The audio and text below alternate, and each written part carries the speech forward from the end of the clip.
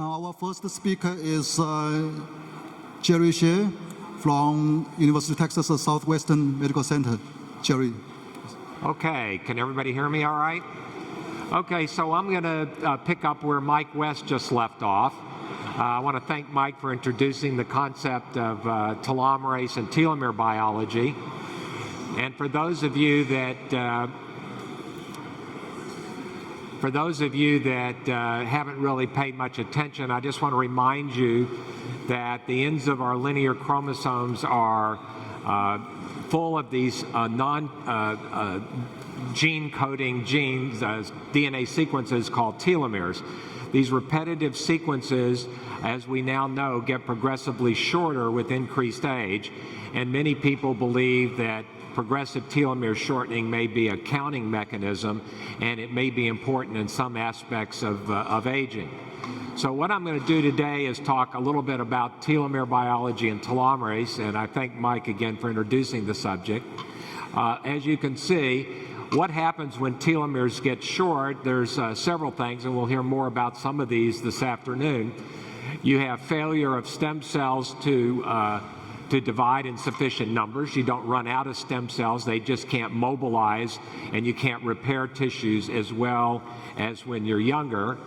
We'll hear later today about the senescence-associated secretory phenotype, or SAS, from Judy Campisi and others, and when cells get fully senescent, and there's a lot of ways cells can become senescent besides telomere shortening, we see an increase in inflammation, which is almost a hallmark of a lot of the different talks that we've heard here at this meeting. And you also have decreased immune responses, and these are all important in age-related pathologies.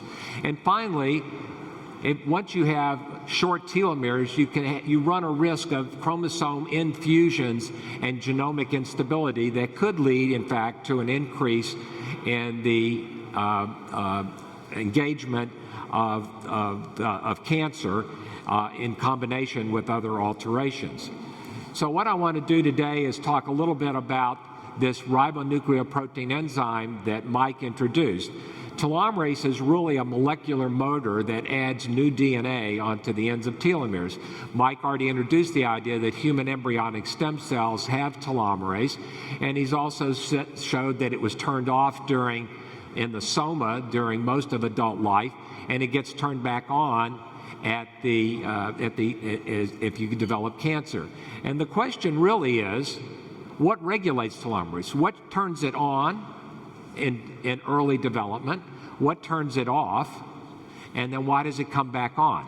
So understanding the molecular mechanisms of telomerase regulation may be really fundamental to understanding something about this gene that may be involved in what Mike called antagonistic pleiotropy. So one of the interesting observations that we've known for almost 2 decades is that the telomerase gene is actually very close to a telomere.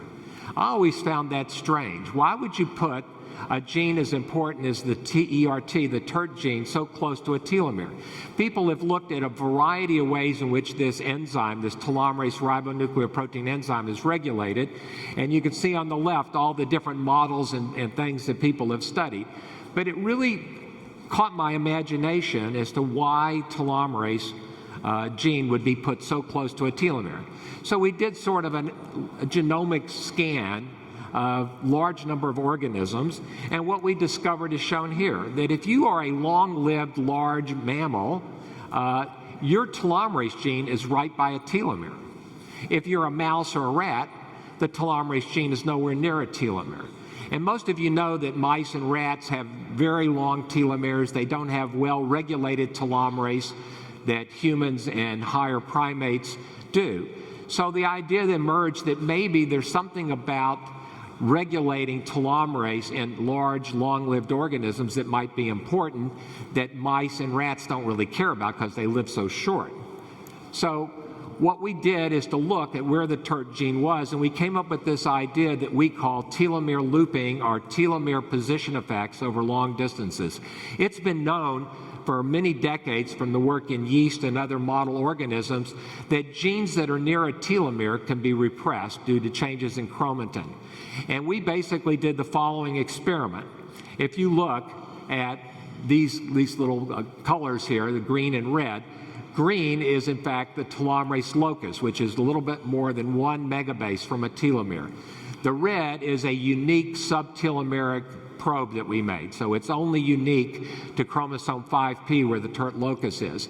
And what we observed in young cells, that the TERT locus and the subtelomeric probe were adjacent in almost 80% of the cells. Whereas when you looked at old cells, what one observed was that one of the alleles was separated from the subtelomeric probe. And it's hard to explain that. How did those move apart? How do they get together? How could you get something that's over a megabase away being right adjacent to a gene far away?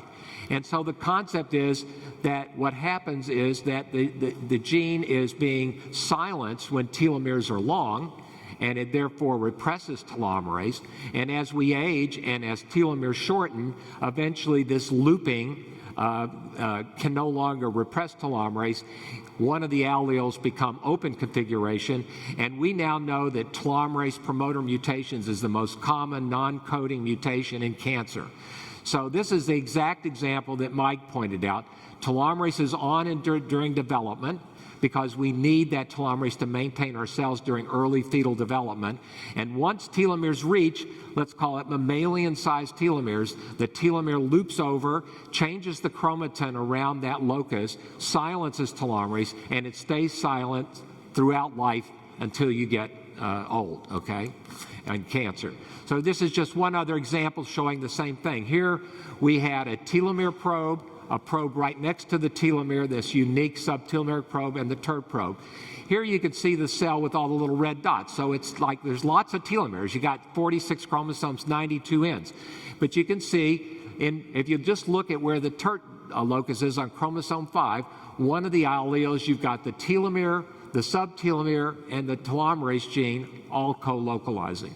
Whereas one of the alleles, an older fibroblast here, are separated. And again, this, we think, changes the chromatin around the TERT locus, making it much more vulnerable to telomerase promoter mutations or activation, which we know is important in cancer. So this is the model. And the reason why I point this out is because I'm going to tell you a new story right after this, but this is just repeating what I just told you. Early in life, when telomeres reach our sort of normal length, the telomerase gene becomes silenced due to telomere looping. And as we age and telomeres get shortened, it makes this telomerase locus in what I would call an open configuration, and eventually you could get transcription of the TERT gene, and eventually, by a variety of other mechanisms, turn on the enzyme activity, which is critical for the immortal state of cancer cells. Okay, so what I want to do, that just summarizes what I told you. What I didn't show you is some of the data. It was all published in PLOS Biology about a year and a half ago. But basically what I'm not showing you is that when you look at the TERT locus, we have some pretty good evidence of how this telomere loops over and interacts with the TERT locus. And I'd be glad to talk to any of you about it. But what we know is in the area of the telomerase gene, we see that this looping, this loss of looping, changes the methylation around the TERT locus, and you see more active histone marks around the TERT locus, which is also part of how it's being regulated. So I'm going to tell you a quick story that's been done primarily by a postdoc in the lab from Italy, Enzo Tedone, and a graduate student, Elijah Wong. And what I'm going to tell you is about telomere length as a biomarker of healthy aging in centenarians. So by introduction, we heard from Nir yesterday, about centenarians. And let me just say that right now today, the latest estimate is there's somewhere around 500,000 centenarians in the world. In the United States, there's estimated 75,000 people that are 100 and older, okay? But to make it to 100 is still a very rare event. And the probability of living healthily past 100 is extraordinarily rare. Most centenarians are frail, but some are very robust. Some exceptional, what I would call high-performing centenarians, reach over 100 years of age. They still work, they dance, they could live independently, and they have almost no disease states. And we would really be interested in trying to understand more about what I would call high-performing centenarians. Now, most people who study centenarians, since they're so rare, pool them all together. They isolate blood from these patients. They look at what we call peripheral blood mononuclear cells, which is a mixture of T and B cells and monocytes and granulocytes, because you just don't have very many of these. Okay, so what we decided to do, and in fact this is not our work, but people have actually looked at lymphocytes as a product of age, and looking at telomere length, as you see here on the axis. And what you see in this cohort of over 800 patients, that there's a lot of heterogeneity, but the trend is that as we age, telomeres get shorter and shorter. And one of the questions that always seems to be important is, here's an individual that's in his 90s with telomeres, if you come across, it looks like he's a 50-year-old, and here's some centenarians or almost centenarians that have extremely short telomeres. And the question has always been out there, is telomere length really going to tell us something about what our longevity potential really is? And I don't think I have an answer to that, but I'm going to share with you some very interesting new results, okay? So the problem with all these studies, let me just back up. The problem with these studies is, how are we measuring telomeres? If you look out in the literature in the last 5 to 10 years, there are thousands of papers that say telomere shortening causes everything. Alzheimer's disease, it causes infertility, it causes cancer, it causes cardiovascular disease. And the problem with these studies is very simple. They're using an assay that doesn't really measure the shortest telomeres. They're measuring average telomere changes, and those are very subtle, small changes, and they're extrapolating because they have large population data sets, and they're making it like short telomeres cause everything. I would encourage you to read those papers with great skepticism, and instead what I'd like to tell you is what we need to be doing in measuring telomeres is to look at the shortest, not the average telomere length. So years ago, Carol Greider, one of the individuals that in fact got the Nobel Prize for the discovery of telomerase, said it's the shortest telomeres, not average telomere length, that's important. So over the last few years, we've developed a new assay which we called Tesla for the electric car. And it's called Telomere Shortest Length Assay. You don't really need to know how this assay works, but each one of these bands that you see in this gel represents one telomere from a population of cells, I mean from a single cell. And you can see some of the telomeres in this cell are pretty long. They're up there in the 6 to 8 kb. And you see a few telomeres down here that are really short. There are no telomere measurement methods that can measure telomeres below about 1.5 to 2 kb. So that means everybody who's reported anything on telomere length has been totally ignoring the shortest telomeres. So by developing this assay, this is just one example, and I'll show you others. This is peripheral blood lymphocytes from a patient, and you see there's very few of these short telomeres. And this is a benign polyp from the same patient and a colon cancer biopsy from the same patient. And look at the number of short telomeres this cancer patient has, even a benign tumor. So this has been totally missed in the literature, so we decided to take this Tesla assay and apply it to normal human aging and ask what's going on, and could we in fact examine individuals like centenarians and understand if all centenarians have short telomeres or do some have longer telomeres. Okay, so what we decided to do, instead of looking at all the blood cells in the body, we decided just to look at stimulated T cells. Most people that have studied centenarians look at resting peripheral blood mononuclear cells, but we thought what was important is the physiology of your immune cells. And T cells, as you know, as we've heard at this meeting, are very important in your immune responses. So we used magnetic beads, CD3, CD28, which stimulates all CD8, 28 positive cells, which are most of your CD4, CD8 T cells. And as you can see, when these cells are unstimulated, just sort of sit in the dish. But once you stimulate them with these magnetic beads, you start seeing these clusters of cells, which are the T cells expanding in number in a cell culture environment. Okay. So the first question is, what's going on with telomerase in these cells? Okay. So again, this is sort of the classic gel-based assay up the top, and we developed a new droplet digital PCR assay to measure telomerase, which is much more quantitative. In the past, when we developed this trap assay, we had to have an internal standard. But the point is, the trap assay, as we originally described it in this new ddPCR trap assay, give the same exact results. When you stimulate T cells, what you see is there is no telomerase initially. Day 1, you start seeing a little bit of telomerase. It sort of peaks at day 3 to 4, and then even with continuous stimulation, the T cells telomerase goes down. Okay, this is what I call regulated telomerase. In embryonic development or in ES cells, you have lots of telomerase. It's on all the time. In cancer, it's on all the time. But in certain tissues in our body that have high turnover rates, like in the blood, in the GI tract, in the skin, we have transient proliferating cells that transiently turn on telomerase, and that's what we see in T cells. So we asked some questions about that. We wanted to say, what's going on in these cells at different ages and stuff, okay? And so, if this will go to the next slide. This is to show you that we can quantitate this, and it turns out telomerase is not very abundant in cells. There's only about 15 telomerase products per cell on average, and that's very similar to cancer cells. But that's only at peak T cell activation levels. Resting T cells don't have any telomerase, etc.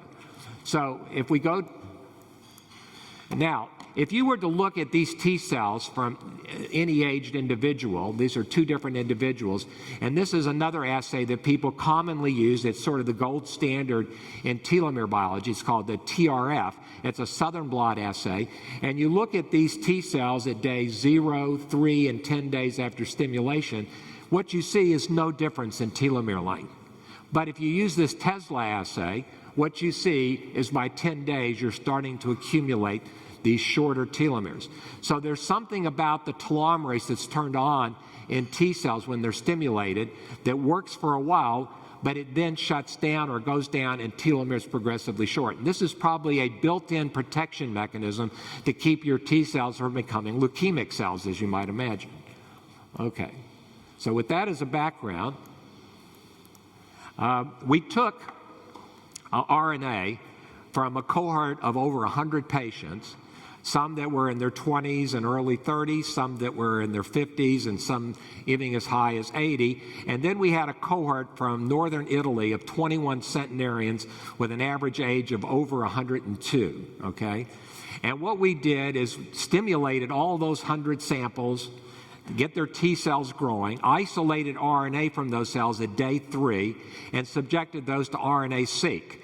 And after we did the RNA-seq, we then went back in and did what we call some analysis. This is principal component analysis. And not surprising, what one sees is that the old individuals mostly clustered together and the young individuals mostly clustered together. Not very surprising, right? Because they're young and these are old. And then the question that we really were interested in is, what about the 21 centenarians? And this is just a subset of these, and I'll just show you what happened to the centenarians. At this point, what we found is that a part of the centenarians clustered with the young and part of the centenarians clustered with the old. We knew nothing about these centenarians. We knew that they came from a town in northern Italy, and fortunately their people stay in their hometowns mostly, and what they found is that we could find the medical records on all these people. So the question we asked is, what was the health status of all 21 of these centenarians? And we were surprised.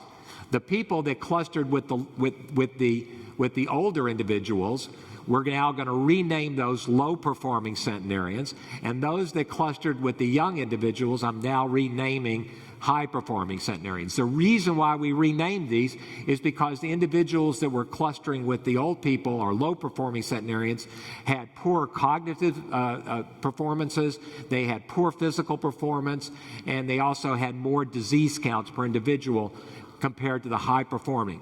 The surprising thing is this subset of high-performing centenarians were performing just like a 40, 50, and 60-year-old. So it really came down to what was different about these high-performing and low-performing centenarians. What was the thing I was going to do? I was going to look at their telomeres, right? So when you look at their telomeres, no surprise, the high-performing centenarians had almost no short telomeres, whereas the low-performing centenarians just look like everybody else who's aging, right? So there's something very special about telomere maintenance in high-performing centenarians. It's really quite different than older individuals and what we call low-performing centenarians. So again, because we had all this RNA-seq, we could do a lot of omics. And when you do sort of cluster analysis, we came up with a whole series of genes, hundreds and hundreds of genes that were some upregulated, some downregulated. And we made a decision how do you go through all these? We looked and made one decision. And that decision is, let's look at genes that are close to a telomere. Remember, I've just told you that the TERT gene is right by a telomere, and it can loop over. Well, maybe this is happening in some of these genes as well. Maybe the high-performing centenarians are keeping their telomeres long and keeping certain genes silent near telomeres, and the low-performing ones with short telomeres may be turning on genes. So we look for genes within the first 5 megabases of a telomere. That's a lot of genes, but we looked at candidate genes, and we actually found things I think a lot of you are very interested in this room, and that is we found a lot of inflammatory genes that were upregulated in the low-performing centenarians. Let me give you one example. This is a gene that a lot of you probably know about, NLRP3. It's a key component of the innate immune system that induces pro-inflammatory cytokines and cell death. This gene is located only about a megabase from a telomere. It's linked to low-grade inflammation, which we think is important in aging, and it promotes age-related immunosenescence. So there's a huge literature out here. We know a lot about how it works through the NF-kappa B pathway, and look at the results. The young individuals and the high-performing centenarians kept this gene down-regulated, but the older individuals in this cohort and the low-performings upregulated this gene. That's just one example of a gene close to a telomere that may be doing the exact same thing that Mike was talking about. This is a gene that during development may have had some function, but then in the soma it gets silenced, and when telomeres get short, it gets turned back on as part of aging. And it's not just NLRP3. TNF-alpha followed the same way. Interleukin-1A followed the same way. Insulin-like growth factor followed the same way. Old and low-performing individuals upregulate this and upregulate IL-1A, upregulate TNF-alpha. But everything doesn't go in the same direction. There are good cytokines. IL-10 went the opposite way. If everything was going in the same way, you'd be suspicious. But it turns out that not all the genes that are by telomeres are being regulated by that exact same mechanism. And I just want to point out a couple of other things, and I'll wrap up. Apoptosis genes. So there's BAX, and a gene that many of you may know that are interested in immune therapy, checkpoint inhibitors. PD-1 is 1 megabase from a chromosome 2q37, and upon ligand binding, it inhibits T-cell effector function in an antigen-specific way.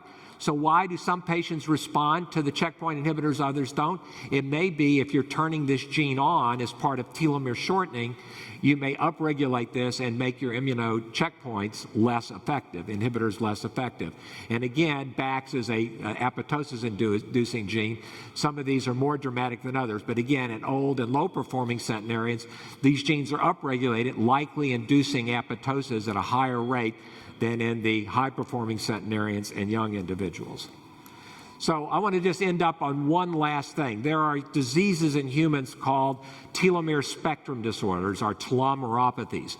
Telomeropathies are due to genetic mutations in something that regulates telomere length homeostasis and telomerase.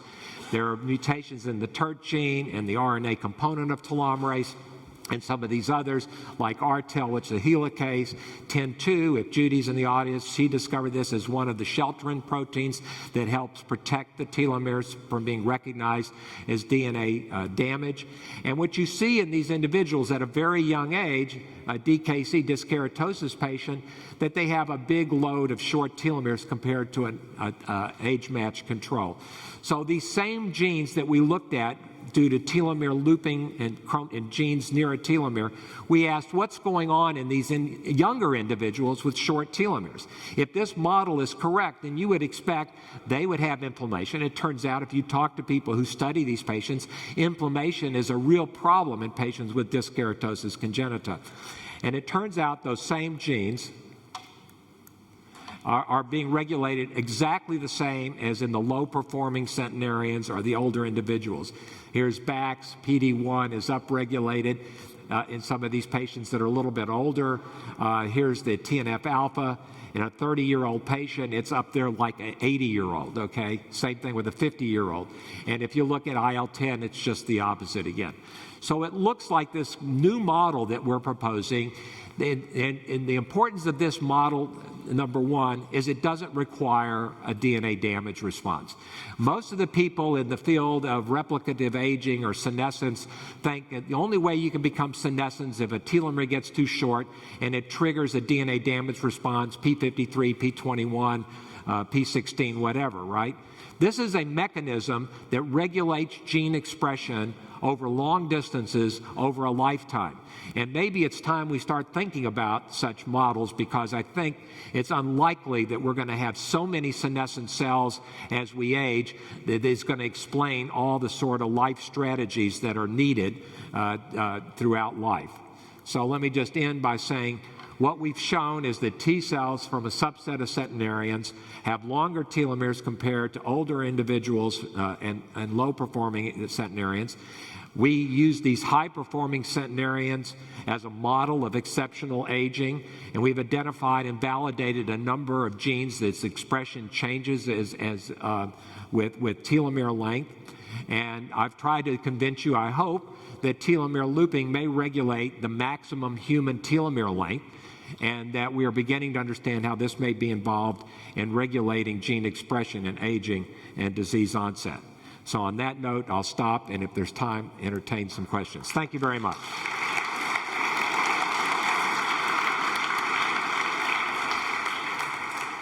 Great talk. Let me start with maybe a question. Right there. Jerry? Where? Oh, yeah. Thank you very much. That's great. So, you know, we did telomere length on hundreds of centenarians in the old method. We showed that it's longer than in 80 years old, and that it's longer in their children. So there is inheritance, actually, of telomere length. I guess that what we need to do is go back and see the shorter. Maybe it's the shorter that we're. But my question is different. I'm an endocrinologist, so provocative tests are really cool.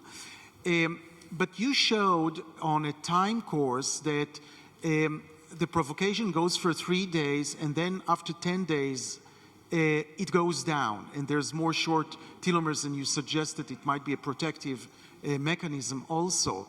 But the studies in centenarians were in 3 days, so it's during the acute provocation. So how do you think it's really reflecting normal life? And also, by the way, why did you talk about 21 centenarians and presented only 8?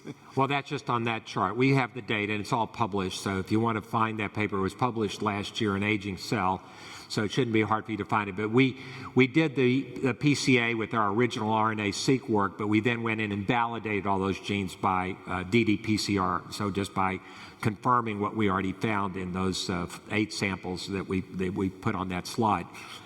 The answer is, when we look at the maximal telomerase activity in centenarians upon stimulating their T cells, it's actually much higher than low-performing centenarians.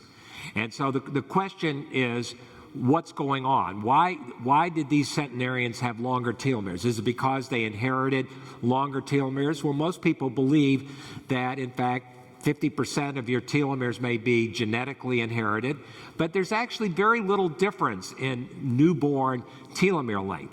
I mean, the question that we've never really carefully addressed is, why is it in a newborn, humans only have 10 or 15 kilobase pairs of telomeres. Mice can get up to 50 or more kilobase pairs, right? So it's a real problem. It's only when you knock out telomerase in a mice and go for 3 generations can you start seeing some of the aging phenotypes that we see in older individuals with short telomeres. So I think part of this telomere maintenance mechanism is due to genetics, to answer your question directly, and part of it is probably due to environment. Those people who eat the right foods, exercise, do what your mother told you to do, get a good night's sleep, you know, maybe they preserve that the epigenetic component of that a little bit better. That's the best we can do now, and what we need to do is the same thing that you want to do.